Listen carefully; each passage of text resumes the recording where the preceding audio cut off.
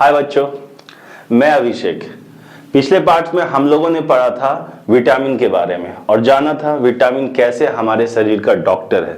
और आज जानेंगे मिनरल्स के बारे में और चर्चा करेंगे कि ये किस प्रकार हमारे शरीर का इंजीनियर है ना। तो आज मुख्य रूप से हम लोगों ने लिया है छह मिनरल्स। तो 6 मिनरल्स में सबसे पहले बात करेंगे हम लोग कैल्शियम की। Ca calcium. कैल्शियम हमारे शरीर के हड्डियों को बनाता है, मजबूत करता है, हमारे शरीर के दांतों को बनाता है, उसकी संरचना को मजबूत करता है।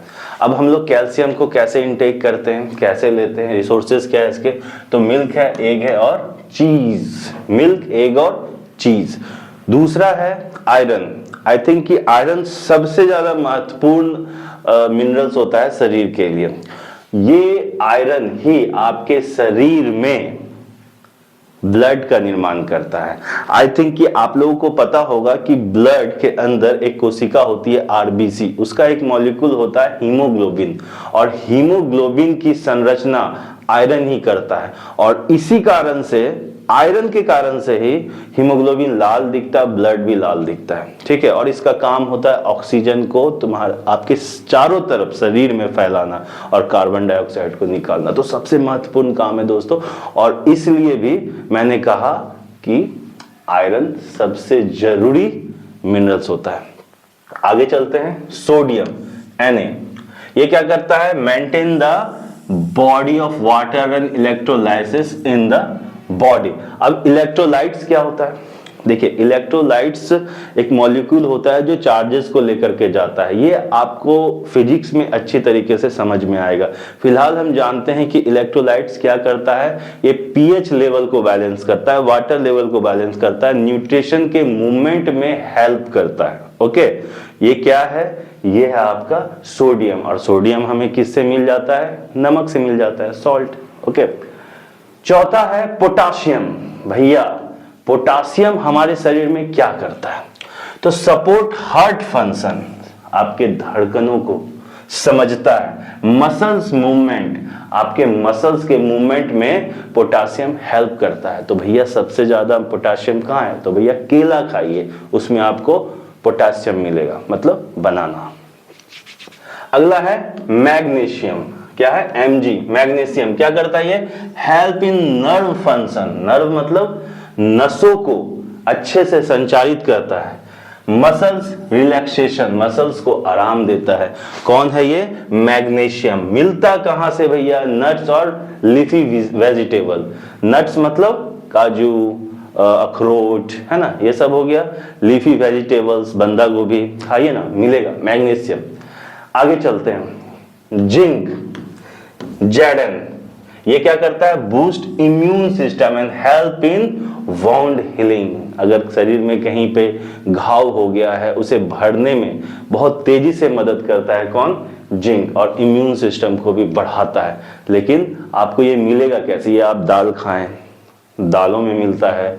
फिर सीड्स खाएं, जैसे सीड्स, चिया सीड्स हो, या फिर कद्दू का सीड्स हो, या फिर खीरा का सीड्स हो, या फिर तरबूज का सीड्स हो, ठीक है, सुखा करके जो खाया जाता है, तो उसमें आपको ये जिंक मिलेगा। ओके, चलिए। मिनरल्स बहुत छोटा सा है, लेकिन कभी कभी आपको ये एग्जाम्स में पूछे जा सकते हैं, इसलिए। और यही सिर्फ ये 6 मिनरल्स बहुत इंपॉर्टेंट होते हैं एग्जाम के point of view.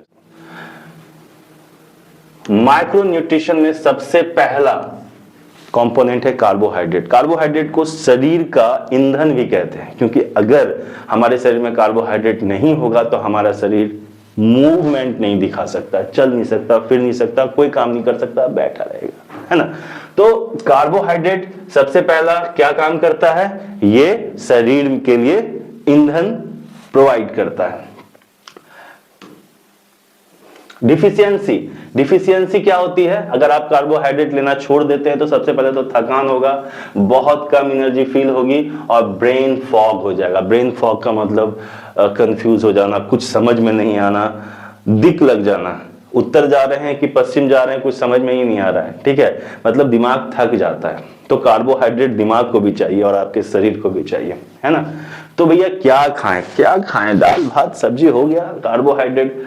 Whole grains, fruits, vegetables, legumes, दालें, चावलें, है ना, ये सब अगर आप खाएंगे तो आपकी कार्बोहाइड्रेट की पूर्ति हो जाएगी। चलिए, मतलब भैया नरक के द्वार खुलना, मतलब मोटापा बढ़ना, कितनी सारी डिजीज उसके साथ साथ आ जाती है, फिर हार्ट की बीमारी, हार्ट अटैक हो, भैया फैट मत खाओ। ये एक्चुअली आप लोग सुनते होंगे अपने आसपास, लेकिन मैं कहूंगा कि फैट भी उतना ही जरूरी है खाना जितना कि अन्य माइक्रो न्यूट्रिशन या macro nutrition, okay, vitamin, minerals, addition. तो फैट खाना क्यों जरूरी है? फैट खाना इसलिए भी जरूरी है कि ये बहुत सारे काम आपके शरीर में करता है। चलिए जानते हैं। सबसे पहले बता दूं कि इसका साइंटिफिक नेम है लिपिड, ओके। फंक्शन क्या है? Energy storage. मान लिया जाए आपके शरीर में एनर्जी नहीं आ पा रहा है, जैसे आपने उपवास किया, भोजन एक दिन के लिए नहीं लिया, तो एनर्जी कहां से मिलेगा? या 2-3 दिन तक आपको खाना नहीं मिला, ओके, तो आप क्या करेंगे?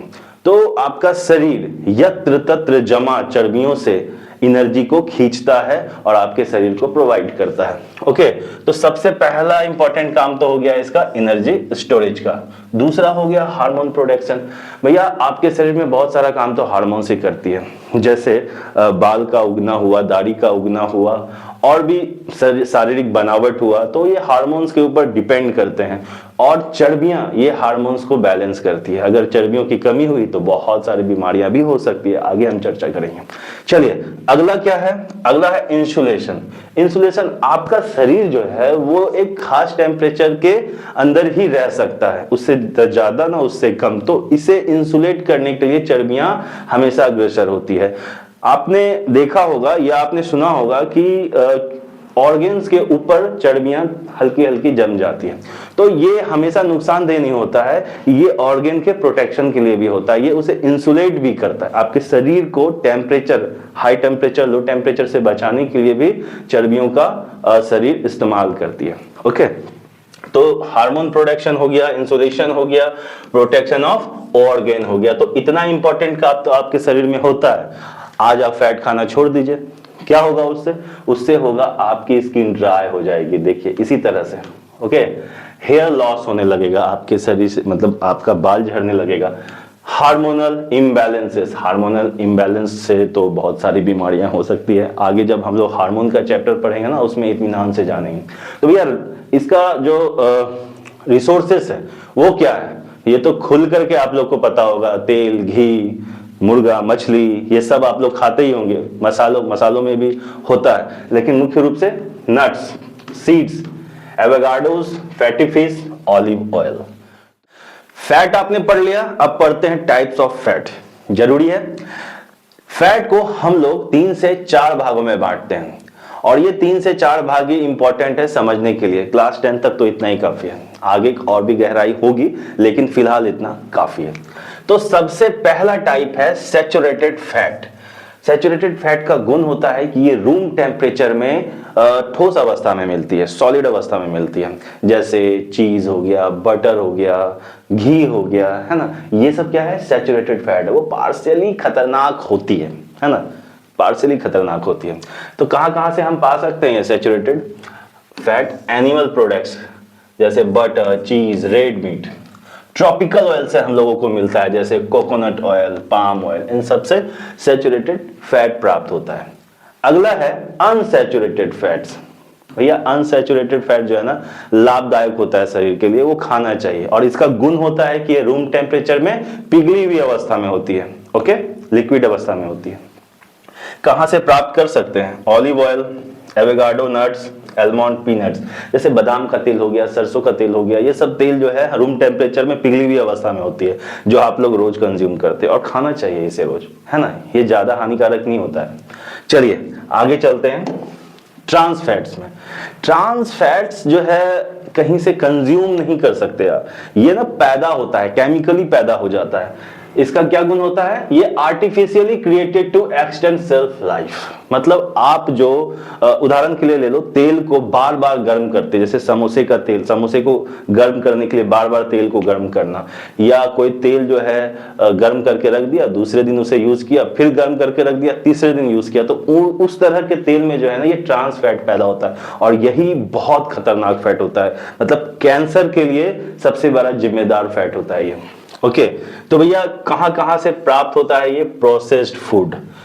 Baked goods, fried items made with partially hydrogenated oil. Hydrogenated oil कह सकते हैं हम लोग, चिप्स बनता है और भी बहुत सारे फ्राइज बनते हैं, फ्रेंच फ्राइज बनता है, कुरकुरे बनता है। तो ये सब जो होता है ना, ये हाइड्रोजनेटेड ऑयल से बनाए जाते हैं और इसी से पैदा होता है ट्रांस फैट। अगला है essential fats. Actually essential fat जो होता है ना, वो हमारा शरीर बना नहीं सकता, इसे हम लोगों को कंज्यूम ही करना पड़ता है, डायरेक्ट कंज्यूम करना पड़ता है। तो इस तरह के जो फैट होते हैं वो omega 3, omega 6 fatty acids. Okay, कहां से मिलता है ये सब? ये मिल सकता है आपको वेजिटेबल ऑयल से, ये नट्स एंड सीड से, फैटी फिश से। सबसे ज्यादा ओमेगा 3, ओमेगा 6 आपको फैटी फिश से ही मिलेगा, मतलब मछलियों की चर्बी से मिलेगा डायरेक्ट। और भाई साहब ये दिमाग के लिए बहुत अच्छा होता है, हार्मोन प्रोडक्शन के लिए बहुत अच्छा होता है। ओके, तो अभी तक आप लोगों ने फैट पढ़ा, फैट का टाइप्स पढ़ा। चलिए आगे हम लोग बने रहेंगे। अब देखिए, जिस तरह से लोग फैट को दुश्मन मानते हैं, उससे भी बड़ा दुश्मन मानते हैं कोलेस्ट्रॉल को। देखिए, अधिक खाना तो कुछ भी मतलब कि खराब होता है, एक्सेसिव खाना एवरीथिंग इज डेंजर। जैसे कि आप विटामिन भी ज्यादा खाएंगे तो वो आपके लिए डेंजर होगा, जैसे कि ADE, ये सब आपके शरीर में स्टोर हो जाता है और फिर ये बीमारी लेके आता है। तो एक्सेसिव कुछ भी नहीं खाना चाहिए, लेकिन पार्शियली सब कुछ फायदेमंद होता है, चाहे वो फैट हो चाहे वो कोलेस्ट्रॉल हो। कोलेस्ट्रॉल की बात अगर हम करें तो कोलेस्ट्रॉल में हम लोगों को मुख्यतः 3 प्रकार के कोलेस्ट्रॉल को पढ़ना है, होता और भी है लेकिन मुख्यतः हम लोग को जानकारी 3 प्रकार की कोलेस्ट्रॉल की रखनी है। सबसे पहला LDL, दूसरा HDL, तीसरा ट्राइग्लिसराइड। पहला हम लोग पढ़ेंगे LDL, इसका फुल फॉर्म होता है लो डेंसिटी लिपोप्रोटीन।